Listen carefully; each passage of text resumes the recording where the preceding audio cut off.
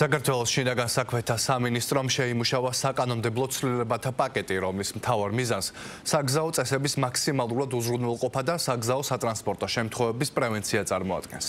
საგზაო სატრანსპორტო შემთხვევების გამომწვევი მიზეზების ანალიზის შედეგად დასტურდება, რომ საზოგადოებრივი უსაფრთხოების მაქსიმალურად უზრუნველყოფის მიზნით აუცილებელია მნიშვნელოვნად გადაიხედოს და გამკაცრდეს დღეისთვის არსებული სანქციები. კერძოდ, სატრანსპორტო საშუალების გზაზე მანევრირების წესების დარღვევისთვის ჯარიმა 100 ლარამდე იზრდება. ასევე მართვის მოწმობისთვის მინიჭებული ქულათა რაოდენობა შემცირდება 20 ქულით.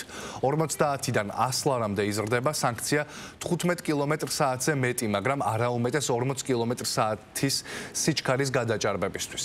ასევე მკაცრდება სანქციები მძღოლის ან მგზავრის მიერ უსაფრთხოების ღვედის გამოუყენებლობისთვის, ავტომობილის მართვის დროს მძღოლის მიერ მობილური სარგებლობისთვის, ასევე დამატებითი პასუხისმგებლობა დგინდება ბასლაინზე სამარშრუტო სატრანსპორტო საშუალების გარდა სხვა სატრანსპორტო საშუალების მოძრაობის საპირისპირო მიმართულებით მოძრაობისთვის. ასევე ახალ სამართალდარღვევად განისაზღვრება სატრანსპორტო საშუალების ტროტუარზე ან ქვეითთა გადასასვლელზე დგომა გაჩერება.